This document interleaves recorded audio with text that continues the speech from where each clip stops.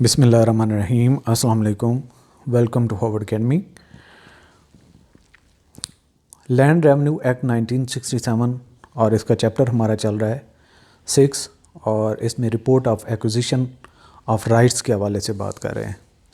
तो आज का हमारा एक सिंगल सेक्शन हमने पढ़ना है, लेकिन सेक्शन में थोड़ी लेंथ है, काफ़ी लेंथी सेक्शन है। और दूसरे नंबर पे हमने जो आज बात करनी है वो सिंपल रिकॉर्ड के मुतालिक है कि जो ज़मीन को अक्वायर करेगा, वो परचेज़ करता है, उसको विरासत में मिलती है या फिर उसको गिफ्ट में ज़मीन मिलती है। तो जब राइट्स चेंज होते हैं तो मैनुअली हमने रिकॉर्ड के हवाले से बात की थी। जब कंप्यूटर सिस्टम ना हो तो उसका तरीक़ाकार क्या होता है वो लास्ट सेक्शन में हमने डिटेल से कवर किया था। अब जब कंप्यूटर सिस्टम आ जाने की बाद इसकी थोड़ी सी जो हिरार्की चेंज होती है, तो वो उसमें जो एक पटवारी इन्वॉल्व होता है और इसके अलावा एक जो सोशल सेंटर है या सर्विस सेंटर, जिसका नाम है सर्विस सेंटर होता है। और इसके अलावा सर्विस सेंटर को अप्रोच करता है इंडिविजुअल जो अक्वायरर है, और इस पूरे प्रोसीजर को मॉनिटर कौन करता है, वो करता है रेवेन्यू ऑफिसर। अगर कहीं पे भी कोई डेविएशन हो तो रेवेन्यू ऑफिसर ने इसको लुक आफ्टर करना है, उसकी करेक्शन और उसके सारे मामलात को देखना होता है। तो पटवारी के एंड पे जितना उसने रोज़ नामचा है या अपना उसका मैनुअल रिकॉर्ड है या जो उसके पास म्यूटेशंस की लिस्ट है उसको अपडेट करना होता है। सर्विस सेंटर ने अपनी इन्फॉर्मेशन कंफर्म करने के बाद इसको भी तसल्ली देनी होती है और इसकी बाकी इन्फॉर्मेशन नेक्स्ट फ्लोट करनी होती है और उसकी कापियाँ भेजनी होती है, ताकि हर जगह पे जहाँ पे रिकॉर्ड अपडेट होना चाहिए लैंड का, वो अपडेट हो सके। सो ये हमारा सेक्शन 42A है, यानी कि ये 42 के एडिशन हुई है, report of acquisition of rights. Subsection 1, after the date specified in subsection 1A of section 42, a person acquiring a right in an estate by inheritance, यानी कि जिस डेट को उसने अक्वायर कर ली स्पेसिफाइड डेट, तो उस इनहेरिटेंस या फिर परचेज या फिर मॉर्गेज हुई, गिफ्ट हुई या फिर कोई भी मामला होता है, एज लैंड ओनर और a tenant for a fix term exceeding 1 year, या टेनेंट जो ज़मीन ले रहा है और उसका टाइम पीरियड 1 साल से ज़्यादा है, तो फिर क्या करेगा, shall within 3 months from the date of the acquisition, जो डेट स्पेसिफाई की गई है अक्वायर करने की, उसके 3 महीने के अंदर अंदर report his acquisition of the right to the service centre official. तो कहाँ पे जाएगा, जहाँ पे कंप्यूटर में रिकॉर्ड अपडेट हो रहा है, और उसको कहते हैं service centre official. At the service centre official of state, और कई सारे सर्विस सेंटर ऑफिशियल होते हैं, लेकिन जो सर्विस सेंटर कौन से वो जाएगा, जहाँ पे उसकी रियल इस्टेट सिचुएटेड है और जहाँ पे उनका रिकॉर्ड मेंटेन है, वहाँ पे जाएगा। सेक्शन 42A है report of acquisition of rights, ही हमारा टॉपिक चल रहा है और इसका सब सेक्शन 2 है। If the person acquiring the right, यानी कि जिसके पास राइट गया है, जिसकी मलकियत अब हो चुकी है, वो अगर छोटा है, इज़ माइनर, 18 ईयर से कम है, या फिर कोई लड़की है या पर्दा नशीन औरत है, वो बाहर नहीं जाती और वो रिपोर्ट नहीं कर सकता, तो फिर इस तरह के केस में जो उसका गार्डियन होगा या जो पर्सन उसकी ज़िम्मेदारी लेता है, वो जाके having charge of his property, जो इसकी प्रॉपर्टी का चार्ज संभालता है, shall make the report to the service centre official. तो वो सर्विस सेंटर जाके अपनी इंफॉर्मेशन, जो ये चीज़ अकरेंस है या इवेंट है, जो ऑनरशिप चेंज हुई है, राइट चेंज हुआ है, उसको जाके रिपोर्ट करेगा। सब सेक्शन 3 है, सेम सेक्शन है हमारा, the service centre official shall enter the particular of the report. अब इंडिविजुअल उसके पास गया, सर्विस सेंटर ऑफिशियल के पास, वो अगर माइनर हो, वो अगर ख़ुद पर्सन हो, तो जब उसको रिपोर्ट कर दिया तो फिर वो क्या करेगा, सर्विस सेंटर ऑफिशियल क्या करेगा, enter the particular of the report, जो रिपोर्ट उसने पेश की, फॉर्म फिल वगैरह करके जो उसने इन्फॉर्मेशन दी उसको एंटर कर देगा, and the prescribe document identity in the computerise system. और उन डॉक्यूमेंट का जो सबूत हो, वो कोई डीड हो, वो कोई मुआहदा हो, जो भी है, वो उसका सबूत साथ एज ए डॉक्यूमेंट्री एविडेंस रख लेगा, and shall also obtain a signature of thumb impression of the person making the report, जो रिपोर्ट करेगा उसके साइन भी वो ले सकता है और साथ में उसके थंब इम्प्रेशन ले लेगा, यानी कि उसका अंगूठा लगवा लेगा और रिकॉर्ड को अपडेट कर देगा। अब सर्विस सेंटर ऑफिशियल तक रिकॉर्ड तो हो गया, अब अपडेट। अब अगला फर्दर क्या काम है सर्विस सेंटर ऑफिशियल का। सब सेक्शन 4 कहता है the service centre official shall in the prescribe manner inform the person making the report, जो रिपोर्ट करने आया था उसको एक रिसीट टाइप या उसको कंफर्मेशन देगा कि तुम्हारा रिकॉर्ड अब अपडेट हो चुका है। About the particulars of mutation requested, जो उसने इस अपनी लिस्ट को अपडेट करने के लिए एक रिक्वेस्ट की थी, and other documents required for processing of mutation. लेकिन रिकॉर्ड को अपडेट करना ऐसे खाली तो दरख्वास्त देने से नहीं होगा, उसकी डॉक्यूमेंट्री एविडेंस होगा तो वो देगा। इसके अलावा फ़ी या टैक्स जो उसके ऊपर पेएबल होगा वो भी पे करेगा।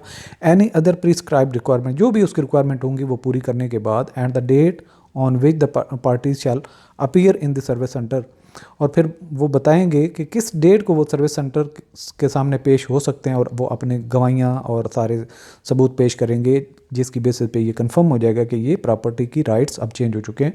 For inquiry and order on the mutation by the revenue officer, ताकि रेवेन्यू ऑफिसर उस चीज़ को कंफर्म कर ले। अब यहाँ पे इससे फर्दर है सर्विस सेंटर ऑफिशियल के एंड पे, the service centre official shall publish a copy of the report and other particular in such manner as may be prescribe.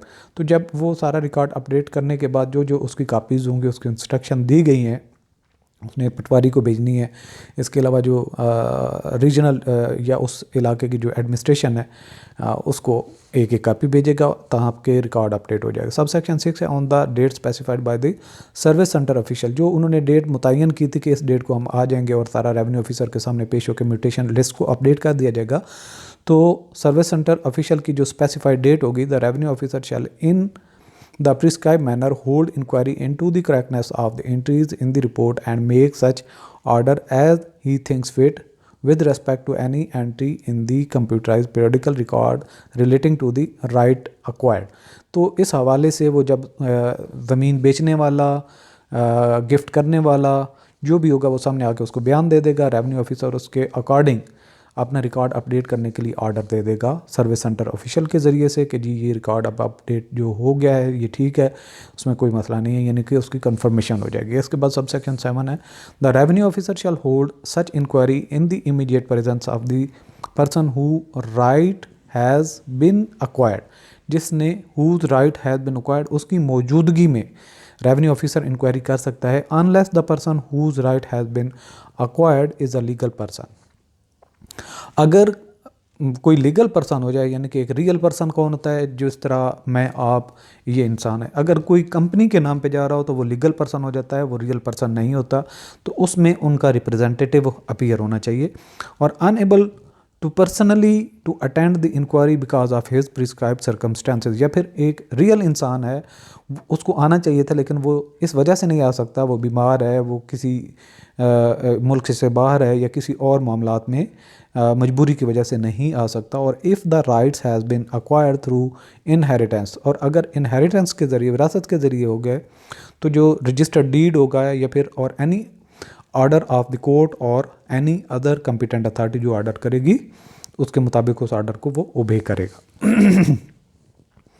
If the person whose right has been acquired is a legal person, यहाँ पे ये बात हो गई कि अगर वो legal person हो, कंपनी वगैरह हो, और a person who is unable to personally attend the inquiry because of the prescribed circumstances, the revenue officer shall hold the inquiry in the immediate presence of an authorised agent.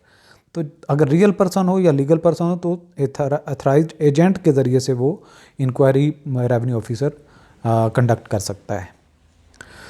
सो अब चलते हैं हम test की तरफ। कोई मुश्किल हमारा आज का लेक्चर नहीं था, सादा सा लेक्चर है, लेकिन फिर भी आपके कंसेप्ट की क्लैरिफिकेशन के लिए टेस्ट से आपकी जो है कंसेप्ट रिवीजन हो जाएगी। When should a person report the acquisition of a right in an estate to the service centre official, within 1 year, within 3 month, within 6 month, within a week. Right option is within 3 month. जो date acquired करने की है उसके 3 महीने से ज़्यादा time नहीं होना चाहिए और वो रिपोर्ट करेंगे। Question, who should make the report to the service center official if the person acquiring the right is a minor or unable to report? Union Nazim, revenue officer, guardian or in person in charge, Patwari. Right option is guardian or person in charge. Question: what does the service center official do with the report and documents received? Service centre official जो documents उसको receive होंगे तो वो क्या करेगा? Record in the रोज नामचा, enter the register of mutations, enter in the computerise system, forward to the revenue officer. Right option is enter in the computerise system, क्योंकि वो service centre official computer office को ही कहते हैं. तो yes, computer जो सर्विस सेंटर है उसमें जो ऑफिशियल बैठा होता है, तो उस सर्विस सेंटर का मकसद ही होता है कि कंप्यूटर रिकॉर्ड को अपडेट करने के लिए ये नई इंट्रोडक्शन है. तो इसलिए उसका सबसे जो मेनली काम है, कंसर्न है, वो फ़ौरन से कंप्यूटर को अपडेट करना है उस रिकॉर्ड हवाले से. अगला क्वेश्चन हमारा, how is the person making the report informed about mutation process and requirements? Option है through a public notice, through a registered post, in person by revenue officer, through a phone call. Right option is through a public notice. अगला हमारा सवाल है, what does the revenue officer do on the specified date of the inquiry? Option हमारे पास, records the report, holds an inquiry, publish the report. Option D, forwards the report to the union administration. Right option is B, holds an inquiry. अगला हमारा सवाल है, in whose immediate presence does the revenue officer hold the inquiry? Option है हमारे पास patwari, union नाजिम, person whose right is acquired. Option D, service centre official. Right option is C, person whose right is acquired. अगला हमारा सवाल है, under what circumstances does the revenue officer hold the inquiry in presence of an authorized agent? Option हमारे पास, the person is a legal person, the person is a minor, the person is a land owner, the person is a tenant. Right option is the person is a legal person. तो legal person होगा तो फिर the person फिर जो है वो आपका authorised agent की प्रेजेंस में इंक्वायरी रेवेन्यू ऑफिसर कंडक्ट करेगा.